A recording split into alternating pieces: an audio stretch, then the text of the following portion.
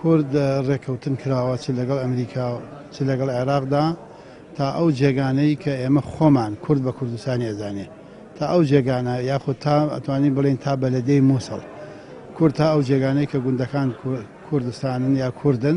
تا ئەو جێگانە کورد بۆی دیاری کراوە لەو منتیقەیە ئێستا مەسەلا ئێمە بڵێن پێشمەرگە خازری منتیقەی خازری ئازاد کرد تا 2 کیلۆمەتری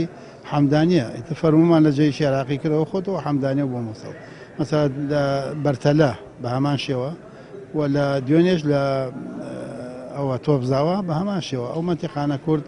شوێنی خۆی بە کاملی ئازاد کردووە ئەوەی تا سەنگەرەکان قایمەکەین و جێشی عێراقی با فەرمێدەوە خۆیەوە مووسڵ مەگە داوامان لێ بکەن یا عێراق یا ئەمریکا داوامان لێ بکات مەسەلا ئێمە دەڕاستیە ئێمە وەکو کورد وەکو پێشمەرگە داعش لە هەر جێگەیەک بێ شەڕیەکەین لە مووسڵ بێ لە بەغداد بێ لە